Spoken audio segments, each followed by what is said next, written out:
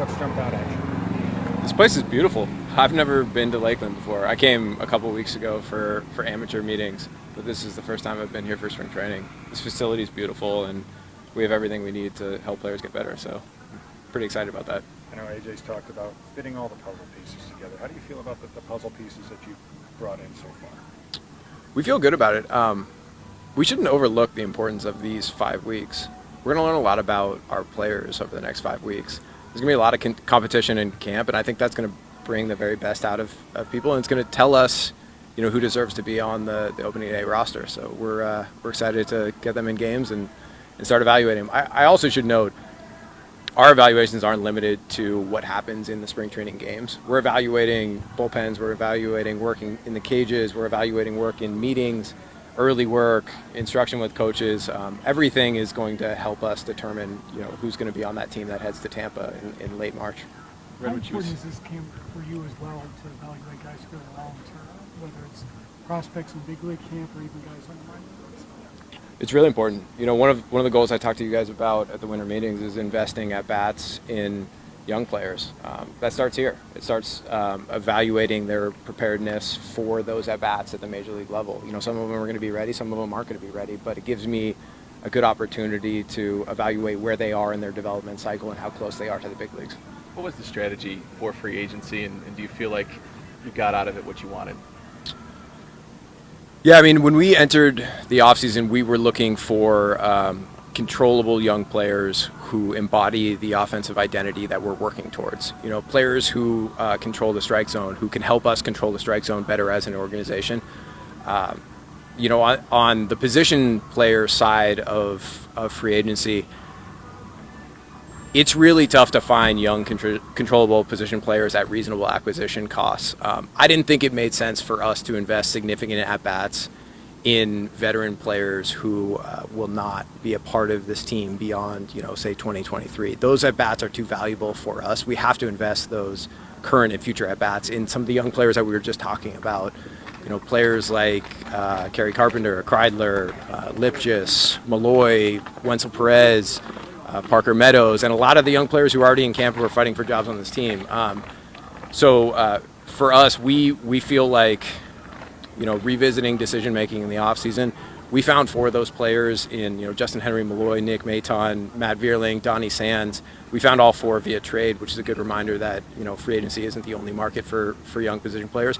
I think on the pitching side of free agency, we identified 2 starters who we felt are getting better, who we felt could come here to Lakeland and Detroit and take sort of the next step in their development in Matt Boyd and Michael Lorenzen. We're really happy about signing them in free agency, and we're really happy about getting young, controllable players in trade.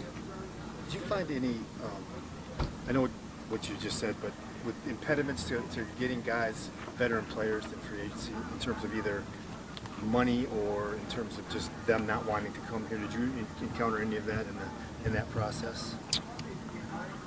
It's never easy to tell what the final decision-making criteria is for a player. They don't tell you.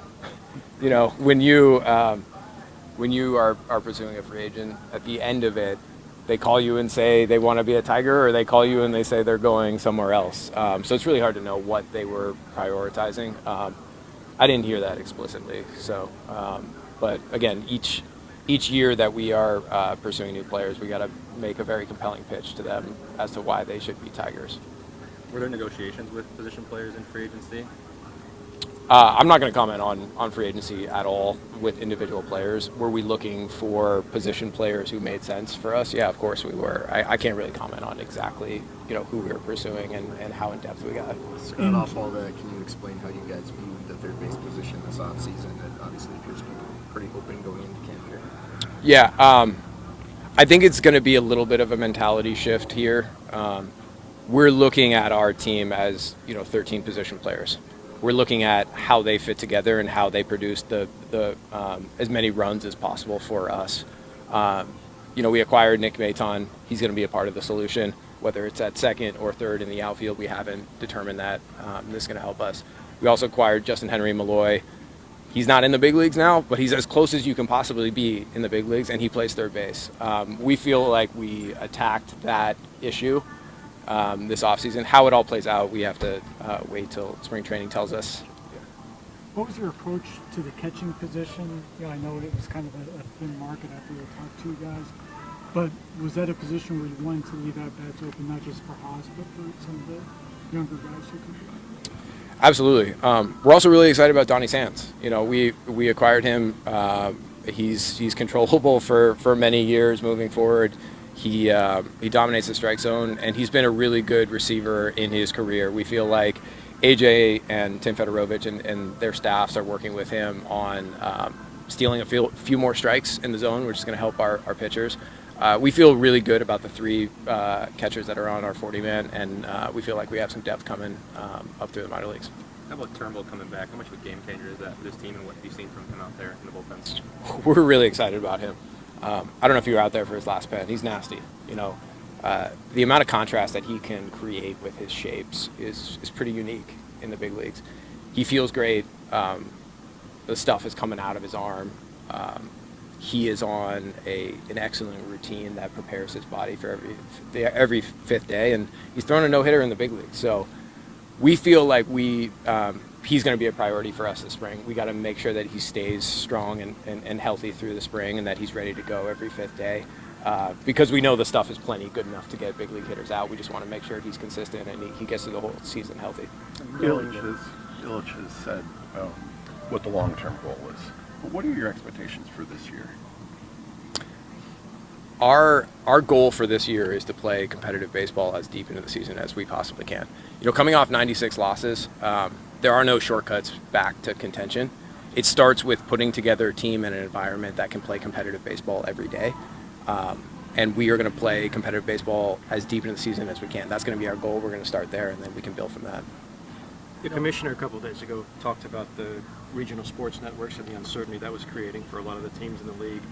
Did any of that uncertainty affect the Tigers or affect you and your budget or your plans or the payroll uncertainty going into this offseason? No. Yeah. Knowing that progress isn't always linear for especially young players, how much hope does that give you that, after a disappointing season last year, you guys can surprise some people this season? With guys like Torkelson and Riley Green. Yeah, I mean, young players still in the fold that were drafted pretty young. an area of focus for us in camp and throughout the whole season is we want to help players get better. There's huge opportunity here with this roster. We're introducing a lot of new things to these players that they've never seen before. With that comes huge opportunity to help them get better, to find those small gains up and down your roster that can net huge returns for the team. That's going to be our path back to contention. I feel like we're off to a great start. I feel like it's also worth noting there's an adjustment period for players too.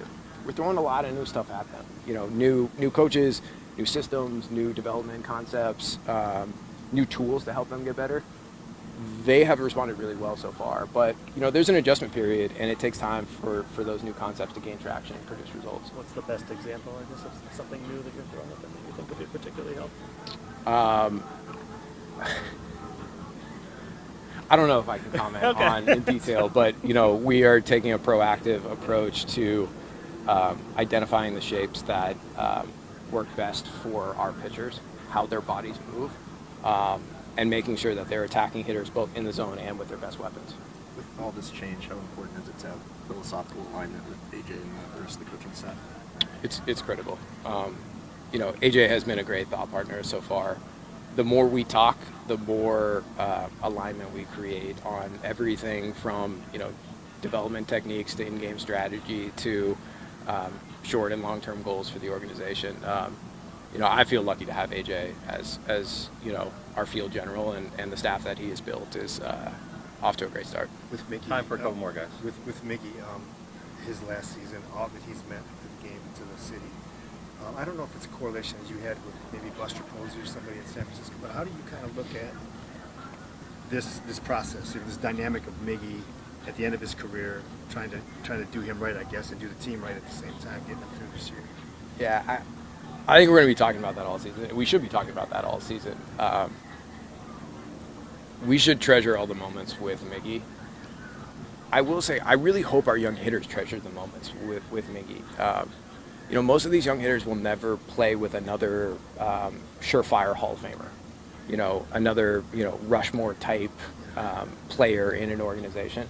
I hope they're constantly picking his brain. You know, he has a lot of wisdom that he can share to, you know, the Colt Keiths of the world, or the Justin Henry Malloys of the world, or the Parker Meadows of the world. So I hope they're attached to his hip all spring, and they can soak up that wisdom. I got a lot more thoughts on Miggy. I'm sure we'll talk about it throughout the season. But I think the overwhelming theme is we should feel lucky to have him, and we should treasure all the moments we get with him while he's in uniform.